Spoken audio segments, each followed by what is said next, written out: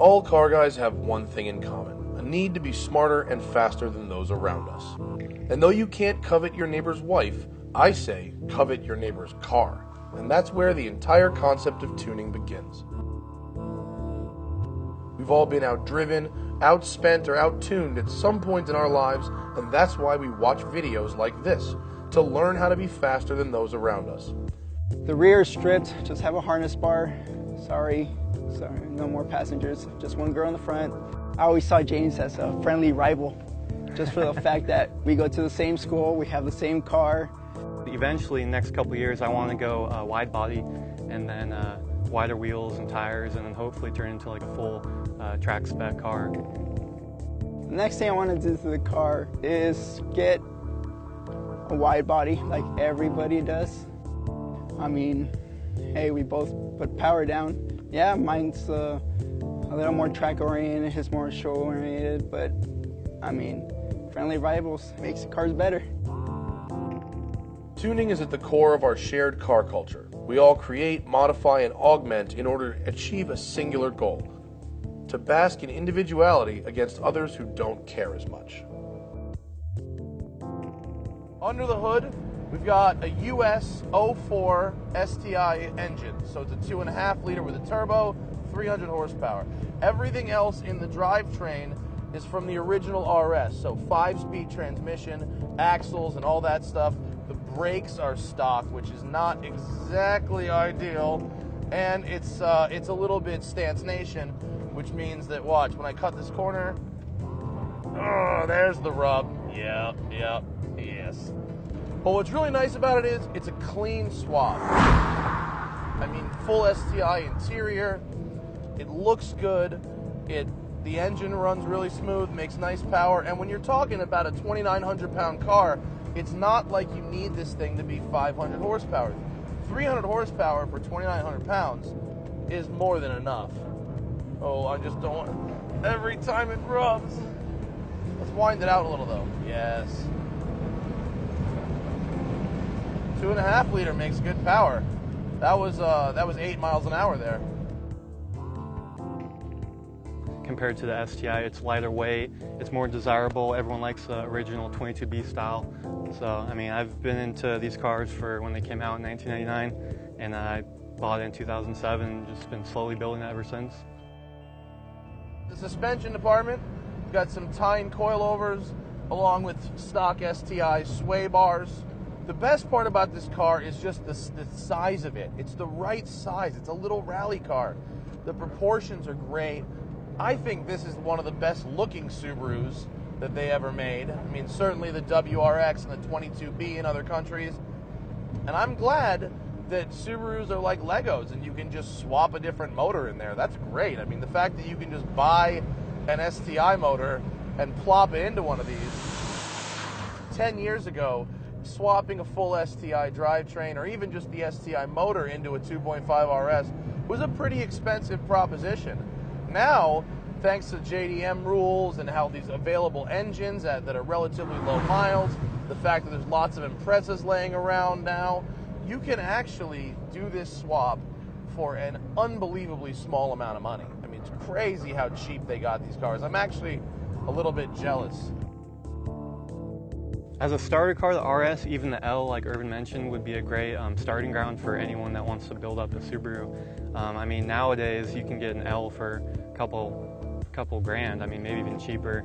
The limits are endless. I mean, you can do the swap like us and keep building if you want.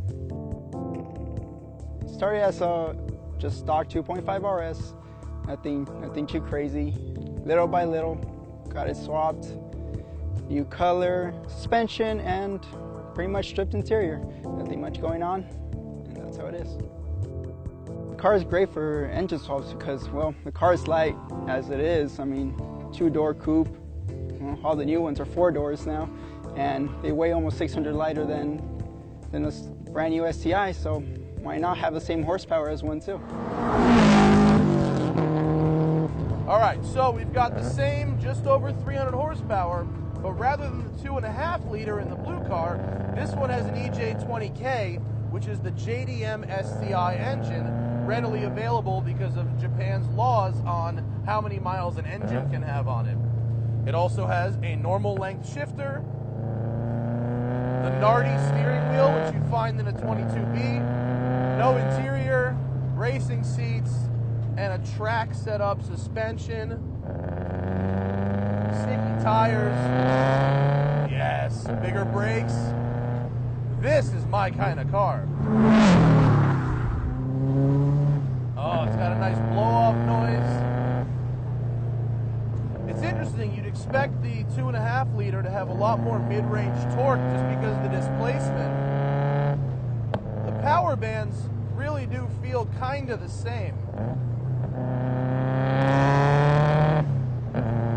This one just really feels like I could huck it harder.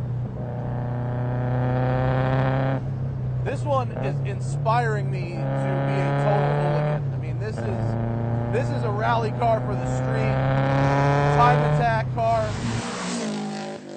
Love the way the boost comes on. Love the way the Nardi wheel feels in my hands.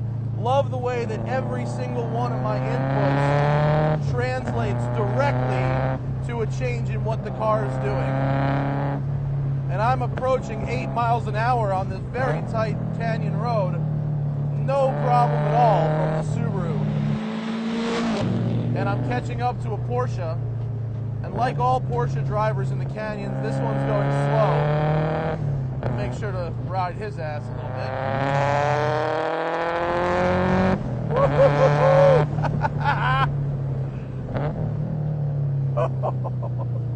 The very definition of whipping.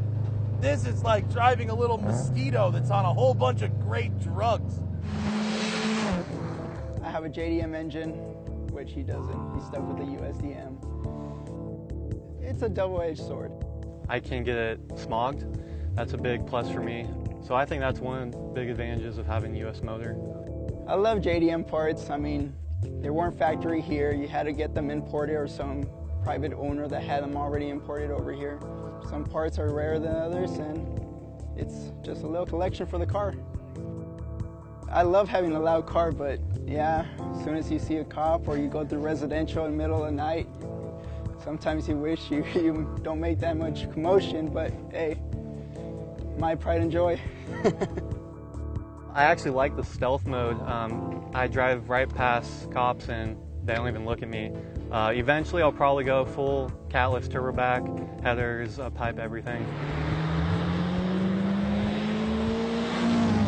It's not that I needed much convincing. I mean, I always liked the RS, and I always knew that putting some more horsepower in one would make a big difference. Because even when these cars were new in the late 90s and early 2000s, 165 horsepower really just wasn't enough. I mean, look, a car adding power to it, it doesn't overpower it. It makes it come alive. I mean, odds are I'll never drive a WRX 22B.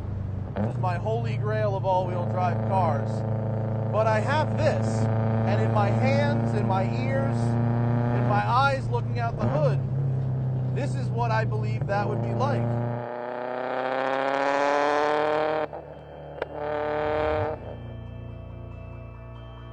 It's hard to recommend sports cars on a budget because the car has to reflect your personality.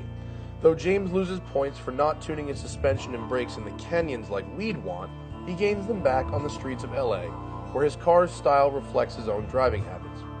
Irvin's car is how we'd do it, dialed in to inspire an unbelievable amount of confidence while driving hard in the hills or at the track. Style takes a backseat to speed, but not by much, and we like that. Neither of these cars cost more than $15,000 and are stupidly fast for what you get. While making this film, the Roush Mustang we used as a chase vehicle had a very hard time keeping up. So to those looking for cheap speed and WRC style for the street, the dirt, or the track, look no further than the Subaru RSTI.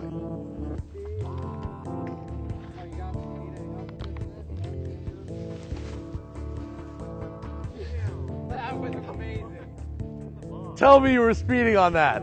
Oh. Did you see the hook on that? Did it go in the bed? It went in the back seat. It went in the snack box, in the back. It's in the left side of the back seat.